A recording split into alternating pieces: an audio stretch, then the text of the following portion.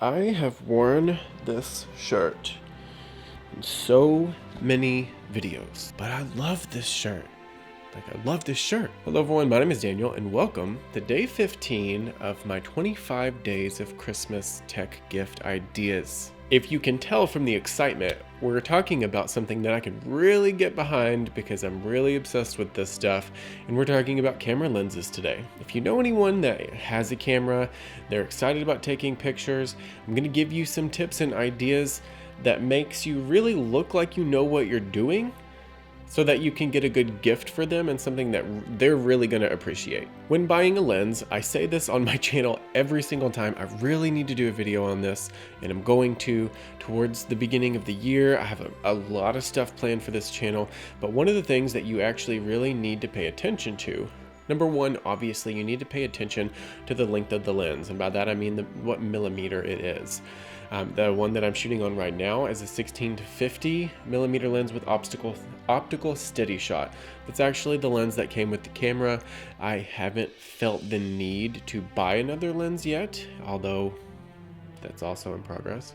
But that really depends on what the person likes to take pictures of. So you kind of have to know them in this sense.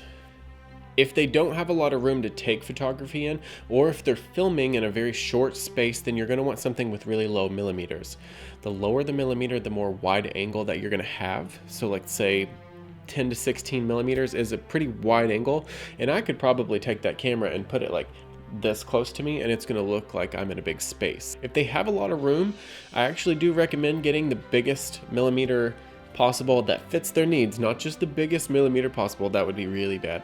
It kind of adjusts the picture a little bit, and you can get a little bit more of a cinematic look with a non-wide angle lens or a telephoto lens. Another thing to pay attention to is the f-stop, which is the amount of light that's let into the lens and how much it captures, because the lower the f-stop, the more bokeh you're going to have, and that's just the blurry background that's behind me. That's how blurry it's going to be. And of obviously the price, because lenses, which makes me sick, but lenses go anywhere from like $100 to $150 all the way up to like $20,000 to $30,000. Which is very excessive. You don't want that. So hopping into it, because I was talking way too long, you can tell I get excited about this. The first one that we're going to talk about is the Sony 50mm f-stop 1.8 at $348. Now this is not to get confused with the Sony 50mm that is a FE lens.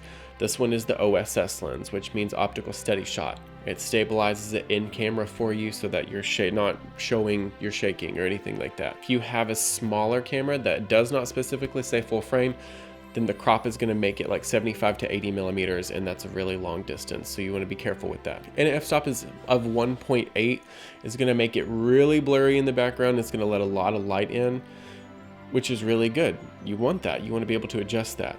So that's a very good price point and a very good gift. It's actually something that I plan on purchasing myself. Now, if you don't like Sony or you don't shoot with Sony, then there is another one called the Nifty 50, which I used to have before I sold my Canon camera.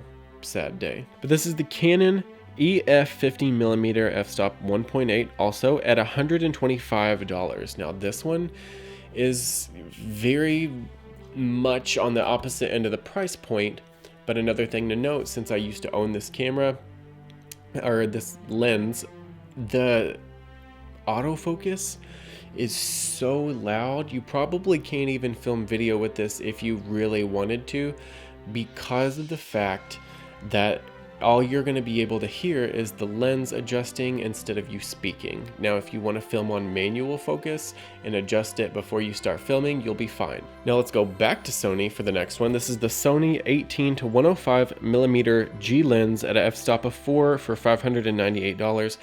This is a little bit more on the pricier side. However, you have an extreme range from 18 to 105. That's a really big, long distance. And f-stop of 4 is actually really not that bad.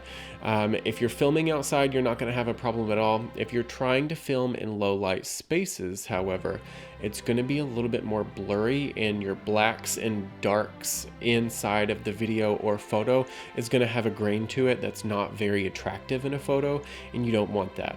So either you're going to have to edit the heck out of it, or you're going to have to find something with a lower f-stop because if you spend 600 bucks on something like this and it's grainy, I would be pretty pissed. I do have a wide angle option. This is the Rokinon 8mm for $179.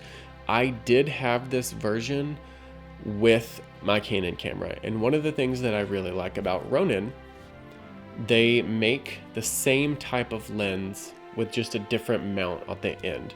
So when I purchased mine, I actually went to B&H Photo, which you're free to do. My links are down there below if you would like to click on them, but I never ever will like get forceful with it or try to be a salesman here.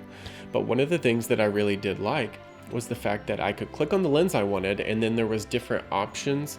What camera do you have? What mount do you need for this? And then it kind of just, since they have a wide variety of options, it worked really well. So I was just able to flat out order it. I didn't have to do a bunch of digging to find the mount that I wanted for the camera lens. All right, you guys, so I talked way too much in this video and I'm so sorry.